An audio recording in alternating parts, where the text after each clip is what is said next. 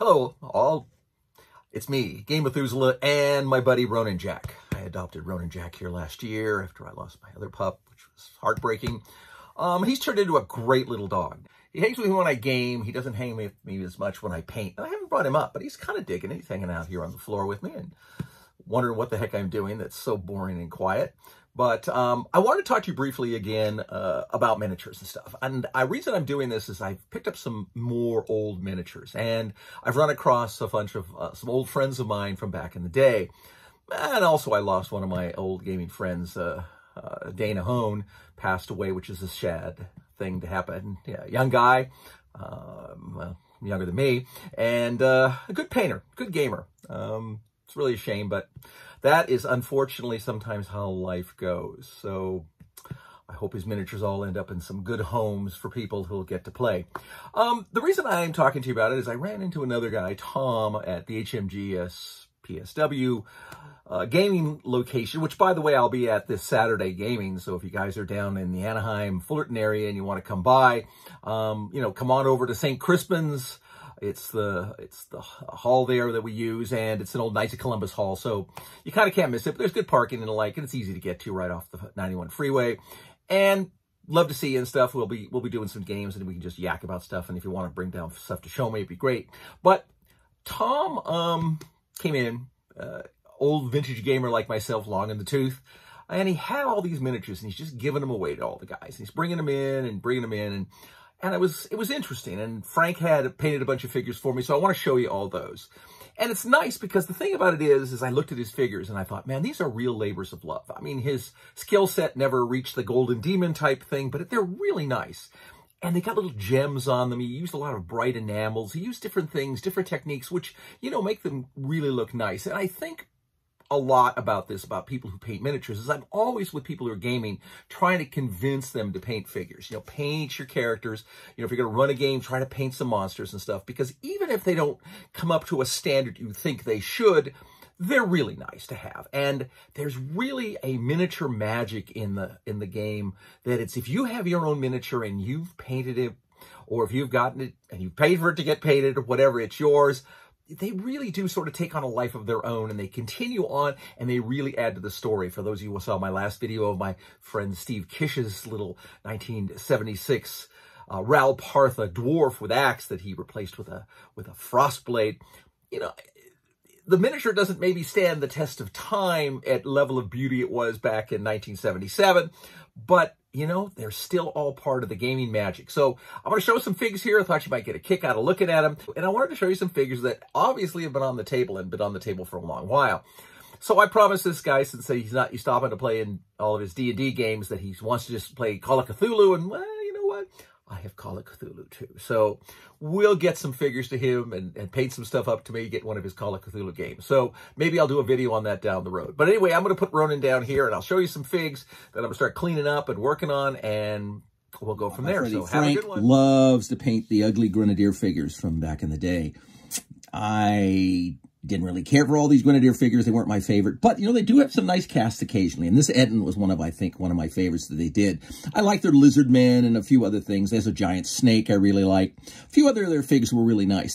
He whipped a nice figure on this. I've got 2 large Ettins now, both in blue. So I'll be looking forward to doing an adventure with them. He also did a couple other things for me in the line. Again, some of their human figures that I really did not like. This is one of their bards. He painted 2 of them for me. One of them has just the mandolin here, as you can see. I should give you a little bit more light. And this one is got his mandolin on the back with sword and shield. They're nice. I mean, it's always good to have bards. I always find that there really aren't a lot of bard figures out there for some reason. Maybe people don't play them much or like them too much, but they're really cool. The other thing he did is I had some old halfling miniatures he wanted to paint. So I got them to him, and he painted them up, and I really kind of like them. Little halfling in full armor with sword and shield. Always could have a little halfling warrior. You're painting figures. It doesn't matter if you're the greatest painter in the world. It's a matter of getting stuff out there that you like. I really like this little hobbit wizard. I love what he did with the little sparkly cloak. It's a lot of fun, and you know, it brings these little miniatures to life. Now, these aren't bad figures. I'm not sure if these were Grenadier or not, but they're really nice. And then sort of the standard, you know, little halfling bowman. really cool. I really enjoy them. Here's something that I got from this gentleman, Tom, who brought in all of his figures and everything. This is a little sort of maybe wizard robe. You can see you got the sort of Popeye effect. You can see they use enamel paints and stuff. So, you know, not necessarily, you know, the level of paint that I would want. But these really are very vintage and very nice for the 70s. You know, and this is a kind of style that I think was very common.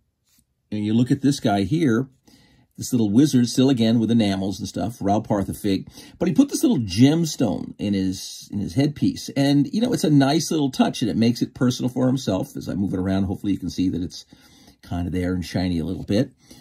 And, you know, he did that on a lot of stuff. He had a couple of figures that he put, you know, stones and things on. And I like that. I like that a lot. I like this figure. I like this figure a lot. I like the paint scheme on it even. And actually what I'm going to do is I clean this up. This is actually going to be my wizard, a figure I play in my Enlighten game in a playtest called Isobel.